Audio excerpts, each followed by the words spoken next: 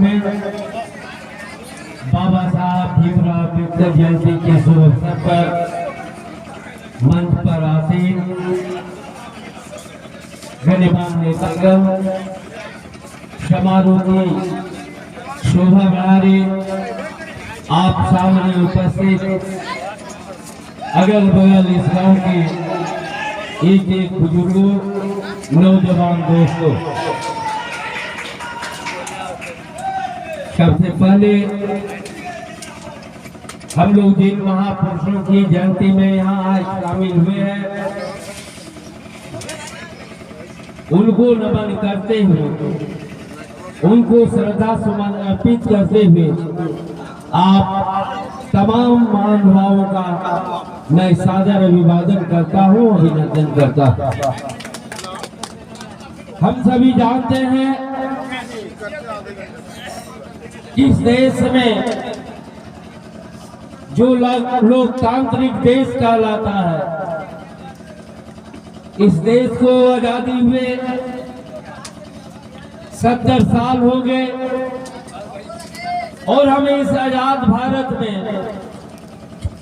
यहाँ पर अपने आप को जिस रूप में रह रहे हैं, कैसे रह रहे हैं, क्या यहाँ का ढांचा है, सामाजिक क्या परिवेश है, पहले क्या था, आज के दिन क्या है। बहुत सारे जो हमारे नौजवान हैं, वर्तमान पीढ़ी के लोग हैं,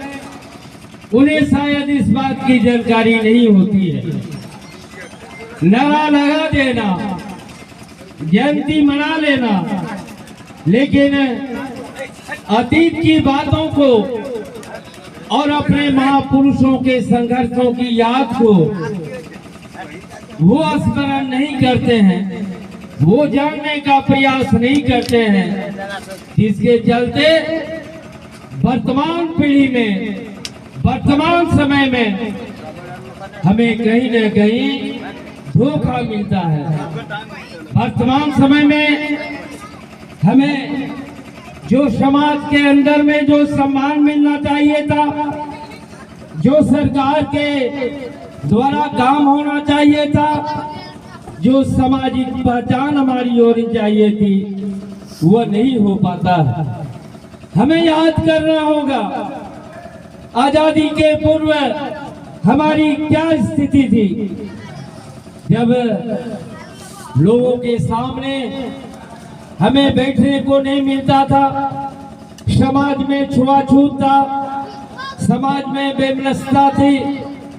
ऊंच नीच का भेदभाव था और कहीं न कहीं हमें नीचे रह करके जिल्लत झेलना पड़ता था। स्वयं हम जिन महापुरुषों की जयंती मना रहे हैं, हम सबों को यह स्मरण करना होगा, वो एक ऐसे परिवार से जन्मे जिन्हें उस समय के लोगों ने पढ़ने के लिए स्कूल में बरामदे पर किसी तरह बैठने का जगह दिया, उन्हें पानी पीने को नहीं मिलता था, साथ में कोई आदमी नहीं बैठता था। वो एक जमाना था जब लोग, ऊंचे लोग, ऊंची जाति के लोग नीचे जाति के लोगों से छुआछूत करते थे, भेदभाव करते थे, उन्हें पढ़ने का अधिकार नहीं था। जो हिम्मत करता था पढ़ने के लिए उन्हें यातना दिया जाता था, उनको कहीं न कहीं प्रताड़ित किया जाता था। लेकिन बावजूद एक महामानव इस धरती पर अवतरित हुआ, वह भीमराव अम्बेडकर, जिन्होंने उस भेदभाव को चैलेंज के रूप में स्वीकार किया, छुआछूत को चैलेंज के रूप में स्वीकार किया और अपने मुकाम को हासिल करने का काम किया। बहुत सारी अड़चने आई, बहुत सारा विघ्न हुआ, लेकिन उन्होंने अपना पढ़ाई नहीं छोड़ा और पढ़ाई इतना किया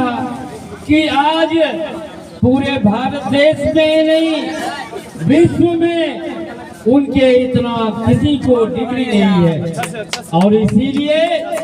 आज उनको सिंबल ऑफ नॉलेज कहा जाता है। यह उपाधि भारत सरकार ने नहीं दिया, ये विदेश के बड़े बड़े देशों के नेता ने हमारे बाबा साहब भीमराव अंबेडकर को सिंबल ऑफ नॉलेज यानी इसकी उपाधि देना, ये बहुत बड़ी बात है। भारत देश में तो कहीं न कहीं मनवादी प्रथा है, और इस मनवादी प्रथा के आलोक में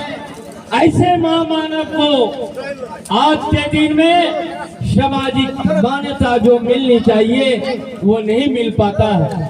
आज जहाँ भी भीमराव अम्बेडकर की जयंती होता है,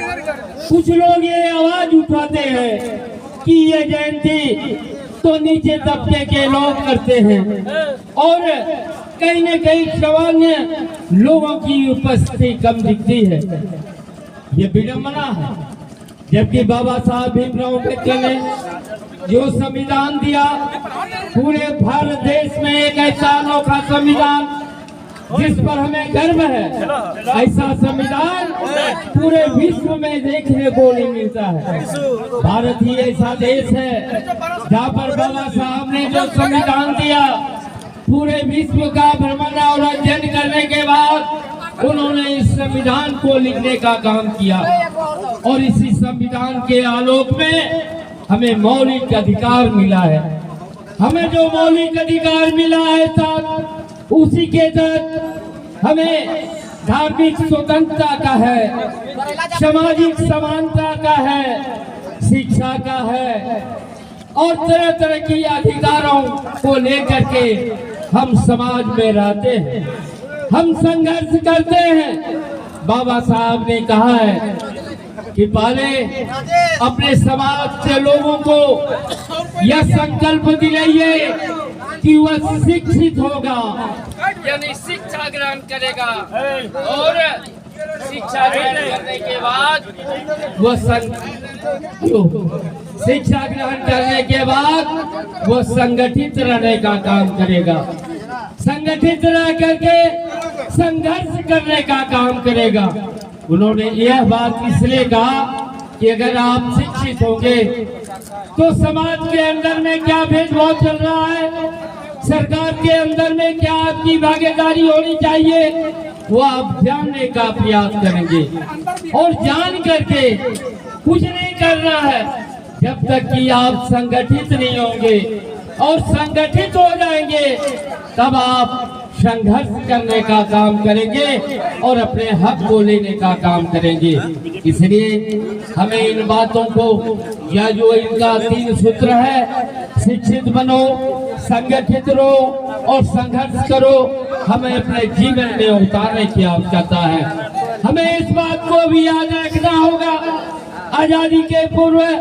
और आजादी के समय आपको वोट देने का भी अधिकार नहीं था। वह उनको अधिकार था जो समाज के समांत होते थे, वैसे लोगों को जो चवन्नी मेंबर होता था, जो कहीं न कहीं मोटे लोग होते थे, किसान लोग होते थे, उनको चुनाव में वोट देने का अधिकार था। पहले यह भी होता था कि एक महारानी के कोख से पैदा लेने वाला लोग वही राजा कहलाता था, लेकिन आज एक महारानी नहीं, मेहतरानी के कोख से पैदा लेने वाला वह भी राजा बनता है। यह सब कैसे हुआ? यह आपके संविधान के बदौलत हुआ। बाबा साहब भीमराव अम्बेडकर ने एक ऐसा संविधान लिखा कि आप जो एक मेहतर का काम करते हैं, जो जूता पॉलिश का काम करते हैं, जो धोबी का काम करते हैं, जो मल्लाह का काम करते हैं, वैसे लोगों का भी एक वोट होगा। और जो महारानी है, जो राजा है, जो बड़े बड़े IAS और अधिकारी है, उनका भी वोट का वैल्यू एक होगा, यानी आप और उनमें कोई अंतर नहीं होगा। लेकिन आज भी हम लोग यह देखते हैं, आजादी के इतने वर्षों के बाद भी आप अपने वोट का कीमत नहीं पहचानते हैं। आप अपने वोटों को कहीं न कहीं बेचने का काम करते हैं। बाबा साहब भीमराव अम्बेडकर ने आपको अधिकार वोट बेचने के लिए नहीं दिया, वोट को दान देने के लिए दिया, और इसलिए दिया कि आप अपने वोट को देते समय आप स्मरण करेंगे कौन आपके सुख दुख का साथी है, कौन आपकी समस्या का समाधान करता है, कौन आपका हमदर्द है, कौन आपके समाज में मिल करके रहता है, कौन छुआछूत से भेदभाव रखता है, और जो आपके समाज के साथ मिल के चलता है, आपके समाज के हित की बात करता है, उन्हीं को उन्होंने वोट देने के लिए आपको प्रेरित किया और इसीलिए आपको वोट का अधिकार दिया। आपसे आग्रह है कि आप अपने ऐसे महापुरुषों की जयंती में आज शामिल हैं। आप सोच विचार करके अपने आप को कुर्बानी दीजिए, अपने आप को लोकतंत्र के इस महाकुंभ में जो होने जा रहा है उसमें आप निर्णय लेके काम कीजिए। आज बाबा साहब भीमराव की जयंती मनाते हैं, हम उसके किए गए कार्यों को याद करते हैं, हम वर्तमान पीढ़ी के लोगों को संकल्प दिलाते हैं कि बाबा साहब आपने जो एक संविधान दिया है, आपने जो संविधान में जिन बातों को लिखा है, आज आरक्षण हमारा खतरे में है। आज जो आरक्षण मिलने की बात होती है, कभी कभी मनवादी लोग आरक्षण को खत्म करने की बात करते हैं, जबकि समाज में आज भी भेदभाव देखने को मिलता है। आज इतने वर्षों के बाद भी समाज में समानता देखने को नहीं मिलता है। जब तक समानता नहीं आएगा, जब तक ये भेदभाव नहीं खत्म होगा, तब तक ये आरक्षण अगर कोई खत्म करने की बात भी करता है, हम भीमराव अम्बेडकर के वंशज को इसके लिए संकल्प लेकर के खड़ा होना होगा कि हम उसका डट करके विरोध करेंगे, और ऐसा कोई भी कदम उठाएगा हम उसका मुंह तोड़ जवाब देने का काम करेंगे।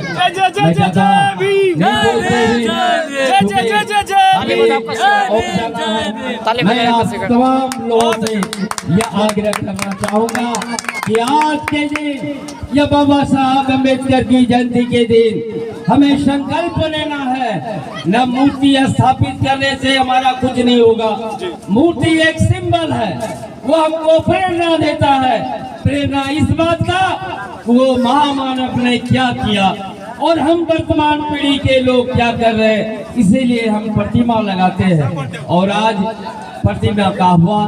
अच्छी बात है, हम लोग उस प्रतिमा को लाने के बाद सम्मान और आदर के साथ उनकी सुरक्षा करने का काम करेंगे। और मैं यही आप लोगों से निवेदन करूंगा, आइए आज भीमराव अम्बेडकर जयंती के दिन में हम संकल्प लीजिए कि हमारे समाज के लिए, हमारे समाज के उत्थान के लिए, और बाबा साहब ने जो संविधान दिया है उस संविधान की रक्षा के लिए हमें जो भी कुर्बानी देना पड़ेगा, हम सभी लोग मिलकर के कुर्बानी देने का काम करेंगे, संघर्ष करने का काम करेंगे। इन्हीं आशा और विश्वास के साथ आप सबों को जय भीम, नमो बुद्धाय।